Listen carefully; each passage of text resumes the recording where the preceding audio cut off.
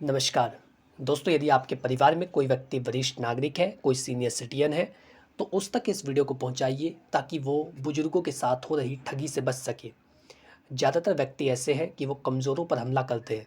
जो व्यक्ति कमज़ोर है और जहाँ पर कमज़ोर की बात आती है वहाँ पर बुजुर्गों को भूला नहीं जा सकता, क्योंकि उनकी इतनी क्षमता नहीं होती कि वो सही गलत की पहचान सही प्रकार से कर सके। ज़्यादातर वो व्यक्ति भरोसे में आ जाते हैं, दूसरों की बातों पर बहुत जल्दी विश्वास कर लेते हैं, किसी कागज़ात पर साइन कर देते हैं, ओटीपी शेयर कर देते हैं या फिर अपनी व्यक्तिगत जानकारी को किसी और को दे देते हैं और इसका दुष्परिणाम उन्हें भुगतना पड़ता है।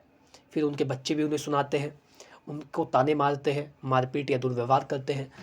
तो यदि कोई व्यक्ति बुजुर्ग है, तो आपका परिचित वो व्यक्ति है, तो उस तक इस वीडियो को पहुंचाइए ताकि वो बुजुर्गों के साथ हो रही ठगी से बच सके। विधि वार्ता के खास एपिसोड में आपका स्वागत है, जहां पर मैं आपको बताने वाला हूं कि बुजुर्गों के साथ ठगी किस किस प्रकार से की जाती है, क्या क्या उन्हें सावधानियां बरतनी चाहिए, या यदि कोई ठगी हो चुकी है, किसी ने आपको ठग लिया है, तो ऐसे में आप क्या कदम उठा सकते हैं, कानूनी रूप से आप क्या कर सकते हैं। तो हमारे चैनल के माध्यम से आपको इसी प्रकार की जानकारियाँ दी जाती है जो आपके अधिकारों के बारे में होती है, जो कानून के बारे में होती है और उन प्रावधानों के बारे में होती है जो आपके जीवन को बदल सकते हैं। यदि आप आज चैनल पर पहली बार आए हैं तो आज ही सब्सक्राइब करें। यदि आप चाहते हैं कुछ पूछना, किसी अन्य विषय पर वीडियो बनवाना, तो उसके लिए आप हमें सुझाव दे सकते हैं, नीचे कमेंट बॉक्स में लिखिए। बहुत ही जल्द आपके सुझावों का उत्तर दिया जाएगा, जो भी आप सवाल पूछते हैं। बात करते हैं सबसे पहले और एक मुख्य बिंदु की।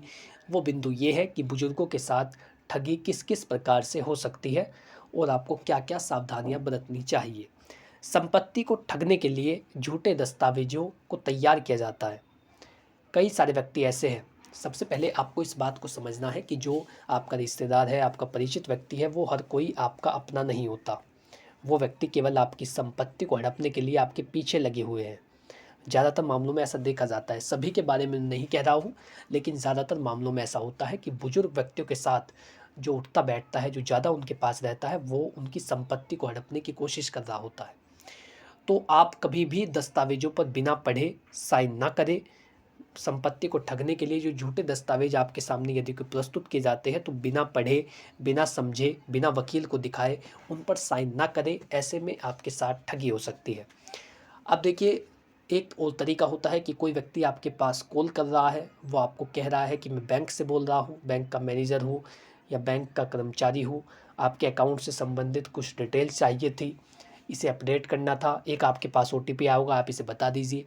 यदि आपने वो ओटीपी बता दिया, जो नंबर आपके पास आया है, यदि आपने वो बता दिया, तो ऐसे में आपका बैंक अकाउंट खाली हो सकता है, क्योंकि अब टेक्नोलॉजी इतनी ज़्यादा बढ़ चुकी है कि आपके द्वारा बताया गया एक ओटीपी आपके बैंक अकाउंट को खाली कर सकता है और उसमें किसी भी प्रकार की छेड़छाड़ करने के लिए पर्याप्त है यदि आप ओटीपी को दे देते हैं। ओटीपी एक प्रकार का देखिए समर्थन है कि आपके खाते से संबंधित जो लेन देन या जो बदलाव किया जा रहा है आप उससे सहमत हैं, तभी तो आपने ओटीपी बताया है। एक कोड है, वो जो एक ऐसा कोड होता है जो कुछ समय के लिए वैलिड होता है, यदि आप उसे बता देते हैं तो ऐसे में छेड़छाड़ की जा सकती है या आपके बैंक अकाउंट को खाली किया जा सकता है। कभी भी ओटीपी को शेयर ना करें। यदि कोई आपसे कह रहा है कि मैं बैंक से मैनेजर बोल रहा हूँ, कर्मचारी बोल रहा हूँ या किसी विभाग से बोल रहा हूँ, तो पहले उसकी सत्यता की पुष्टि करें। यदि आपके पास अलग से बैंक मैनेजर का नंबर हो तो उससे कॉल करके पूछे कि साहब अभी मेरे पास ऐसा कॉल आया था, क्या वास्तव में वो कॉल आपने किया था। या फिर आप संबंधित व्यक्तियों से पूछ सकते हैं, किसी परिचित व्यक्ति को बता सकते हैं कि ऐसे मेरे पास ये कॉल आया, मुझे क्या करना चाहिए। लेकिन तुरंत ओटीपी को शेयर करना आपके लिए दुष्परिणाम ला सकता है। धोखेबाज रिश्तेदारों से बचिए, जो आपकी प्रॉपर्टी को हड़पना चाह रहे हैं उनसे बचिए, या किसी भी लालच से बचिए। यदि आपके फ़ोन पर ऐसा कोई मैसेज आता है कि सीनियर सिटीजनों की लगी लॉटरी, इस पर क्लिक करें, तुरंत पाए पैसे, या आज से ही काम शुरू करें, दुगना पैसा पाए, 15 दिन में पैसा डबल करे, इस तरीके के जो ऑफ़र है आपके पास आ रहे हैं, उनसे भी आपको बचना चाहिए। कई बार ऐसा होता है कि आपके मोबाइल पर ऐसा कोई प्रोडक्ट भेजा जा रहा है, ऐसा कोई प्रोडक्ट भेजा जाता है जिसमें आपको लगता है कि इसकी रकम बहुत ज़्यादा कम है या इतना सस्ता ये मिल रहा है, और आप उसे वहाँ से बुक करेंगे, आप वहाँ से उसके पैसे कटवा देंगे, अपने बैंक अकाउंट से पैसे आप दे देंगे। यदि सपोज़ डैट यदि कोई कुर्सी आप देखते हैं, कोई चेयर देखते हैं, आपको लग रहा है कि बहुत सस्ती मिल रही है, तो इस तरीके की फर्जी वेबसाइट भी बना दी जाती है, जो ऐसा लगता है कि वो सच में ऐसी ही वेबसाइट है, और जब आप उससे ऑर्डर करेंगे आप उससे पैसे कटवा देंगे, उसके बाद से वो वेबसाइट खुलनी बंद हो जाती है। तो ये सावधानी भी आपको बरतनी है। यदि कोई सस्ता प्रोडक्ट आपके मोबाइल नंबर पर भेजा जा रहा है, कोई ऐसा प्रोडक्ट है जिसकी रकम देख कर के आपको ऐसा लग रहा है कि बहुत ही सस्ता मिल रहा है, तो उससे भी बचिए। यदि कोई ऐसा आ रहा है तो पहले जो उसकी रियल साइट है, जो ऑफिशियल वेबसाइट है, उस पर चेक करें और ये देखें कि क्या ये प्रोडक्ट वास्तव में इसी कंपनी के द्वारा भेजा गया है या उस पर बेचा जा रहा है। यदि ऑफिशियल साइट ना हो, फ्लिपकार्ट ना हो, अमेज़ोन ना हो, इस तरीके की जो वेबसाइट ना हो जिस पर आप विश्वास कर सकते हो, अन्यथा किसी भी वेबसाइट के माध्यम से ऐसा करने की कोशिश ना करें कि कोई सस्ती चीज़ आपको मिल रही है और आप उसको ख़रीद लेते हैं या उसके लिए आप ऑर्डर बुक कर देते हैं, पेमेंट आप कर देते हैं, फिर वो पेमेंट वापस नहीं आता है। इससे भी आपको बचना होगा। इसी के साथ जैसा मैंने आपको बताया कि किसी भी दस्तावेज पर साइन करने से पहले ये देखें कि वो किस बारे में है, और यदि आप प्रॉपर्टी को ट्रांसफ़र करना चाहते हैं तो उसके लिए भी आप कंडीशनल गिफ्ट डीड बनवाइए। यानी ये कंडीशन मेंशन कराइए कि यदि बच्चे केयर करेंगे तो तभी उनके पास वो संपत्ति रहेगी, यदि केयर नहीं करेंगे तो संपत्ति मेरे पास वापस आ जाएगी। इस तरीके से भी धोखाधड़ी आपके साथ की जाती है, या सहमति के आधार पर प्रॉपर्टी को अपने नाम करा लिया जाता है। जो रिश्तेदार है, जो उत्तराधिकारी है, वो आपसे कहते हैं कि देखभाल तुम करेंगे ही, प्रॉपर्टी आप हमारे नाम कर दीजिए। जैसे ही प्रॉपर्टी उनके नाम आएगी फिर वो देखभाल आपकी करना बंद कर देंगे। इसके लिए ज़रूरी है कि जब भी आप प्रॉपर्टी को ट्रांसफ़र करें तो कंडीशनल गिफ्ट डीड बनवाएं या फिर वसीयत करें, जिससे जीते जी वो प्रॉपर्टी आपके पास रहे। ये आपने जाना कि किस किस प्रकार से ठगी आपके साथ की जा सकती है। अब है, यदि हो जाए तो आप क्या कर सकते हैं।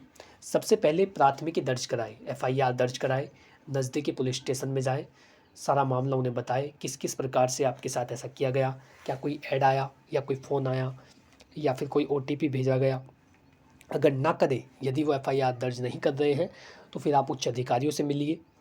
ये भी बहुत प्रभावी होगा कि आप उच्च अधिकारियों से मिल कर के ऐसे मामले के बारे में बताएं।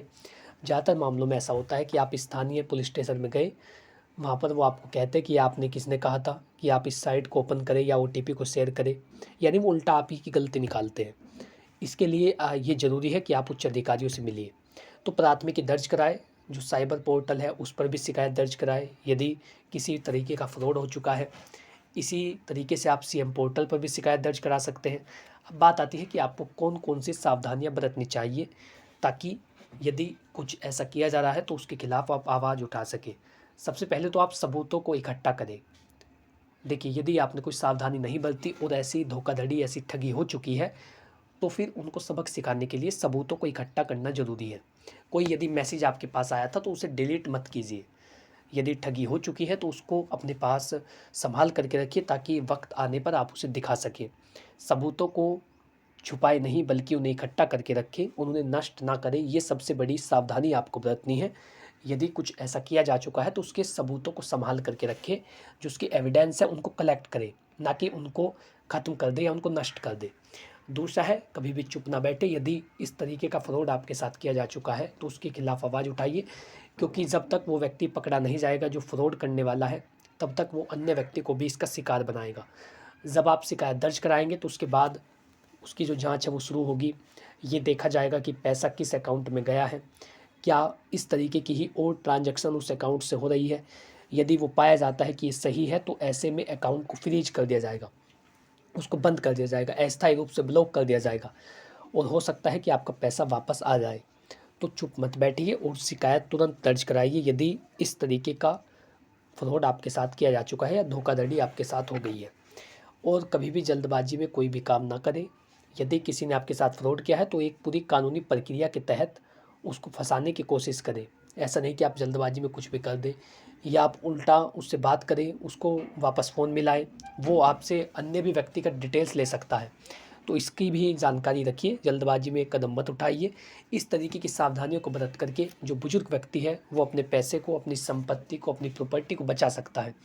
यही कुछ सावधानियां जो आपको बरतनी है, और आप फ्रॉड से बच सकते हैं, और बुजुर्गों के साथ जो ठगी होती है आप उससे अपने आप को बचा सकते हैं। आशा करता हूँ कि जानकारी आपको अच्छी लगी होगी। आप लोग समझ पाए होंगे कि किस किस प्रकार से, किस किस तरीके से बुजुर्गों के साथ ठगी की जाती है और कैसे हमें उससे बचना चाहिए। ये वीडियो अपने परिचित व्यक्तियों तक शेयर कीजिए, उन बुजुर्गों तक पहुँचाइए जो इस बात को जानना चाहते हैं, ताकि वो भी ठगी से बच सके। ये यदि आपको पसंद आया तो वीडियो को लाइक करें और चैनल को सब्सक्राइब कर लें, ताकि इसी प्रकार की महत्वपूर्ण वीडियो आप तक पहुंच सके। इससे संबंधित यदि आपका कोई सवाल हो, कोई सुझाव हो, आप चाहते हैं किसी अन्य विषय पर वीडियो बनाई जाए, तो उसके लिए आप कमेंट में बता सकते हैं। आपके प्रत्येक सवाल, प्रत्येक जवाब, प्रत्येक सुझाव का सम्मान किया जाएगा और जो भी आप पूछना चाहते हैं उसका उत्तर आपको बखूबी दिया जाएगा। Thank you for watching this video. अपना कीमती समय देने के लिए धन्यवाद।